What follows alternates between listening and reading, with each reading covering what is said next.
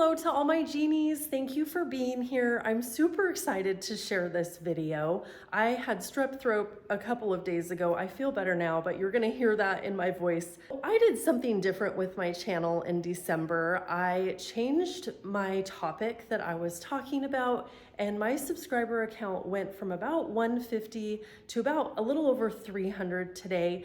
And I posted about 41 videos. Some of those were shorts, but I've learned a few things. I want to talk to you about the change that I made to my channel and give you a couple of tips along the way. My channel started out with being kind of an author tube channel where I talked about my writing, my process, how I went about getting my books out into the world. And I barely got any subscribers. I'm thankful for all of my subscribers, don't get me wrong, but I didn't feel like I was building the community that I wanted to.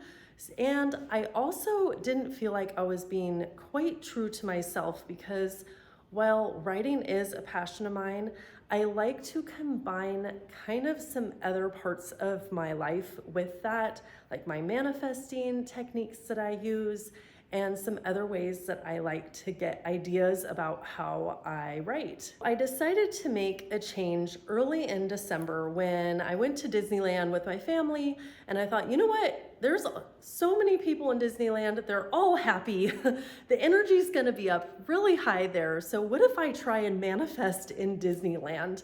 And I went ahead, I went for it. I was filming myself in public. I was talking about how I use that energy to kind of uplift myself during that time.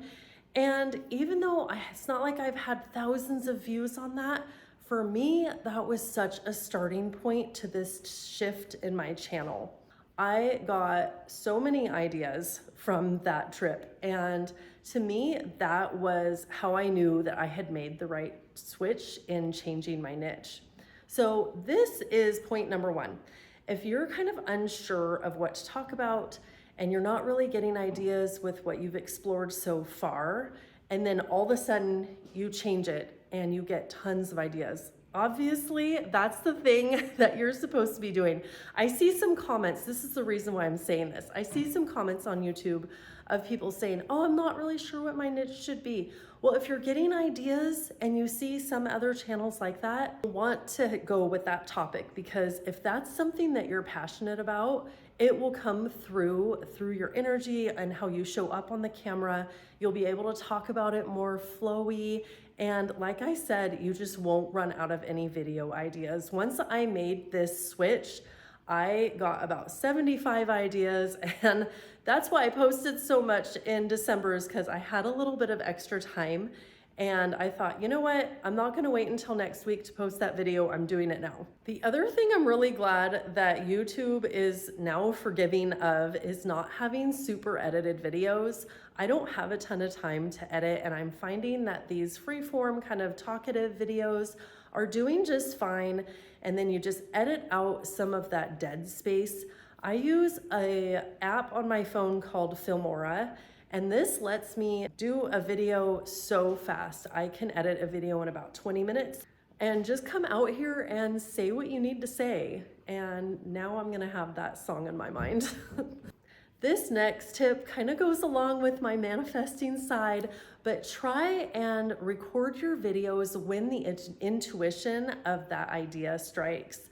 So your words are gonna flow so much easier. You're gonna know just off the top of your head what you wanted to say, instead of waiting until the right time because you had these other 3 video ideas that you wanted to do. Just film it.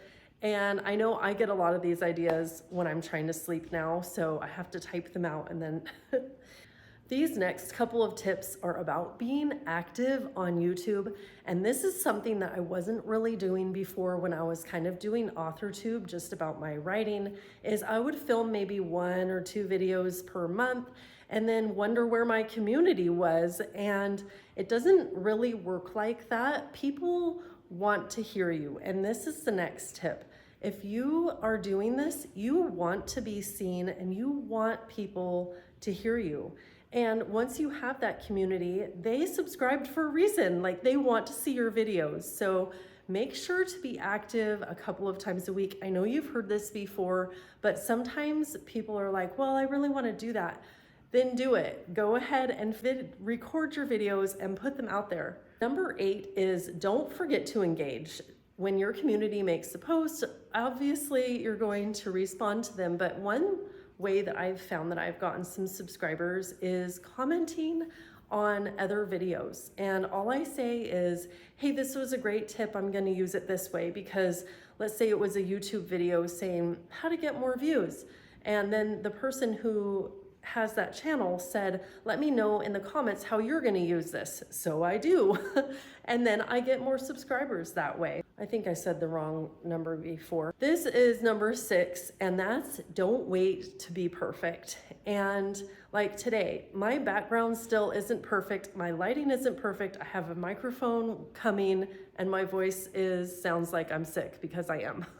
Seriously, don't wait. I feel like being new, it's okay to make mistakes. And even if you've been on YouTube for 10 years, I don't even know what a mistake could be on YouTube, because this industry is changing all the time. So I don't think there is a perfect way or a perfect day or a perfect thing to say even. I think it's just coming out here and being you, and that's what people want to see. My next tip is to say that even if you're out here and you're not getting any views, it doesn't mean that you're doing anything wrong. And I was thinking that one day I was getting a lot of views and a lot of subscribers to me, and then the next day I got some subscribers who left, and then the next day I didn't get any, and I thought, oh my gosh, I did something wrong with that video that I posted. And that's just not the case. There are so many videos out there and so many channels out there to choose from. And that brings me to my next tip, is that even though I'm saying that, it doesn't mean there isn't room for you. And if I were to do this with my books and say, there's so many books out there, there's just too many, it's too saturated, and nobody's gonna find my books, then that whole passion that I want to pursue is left. And that's not fair to yourself. That's something you want to do and that you want to fulfill in your life, and you need to go for it. You just do. And it's the same with YouTube. Yes, there's a lot of channels, but there's also a lot of people out there watching. And just like with books, there are so many readers, and it's not like they read one book in their life.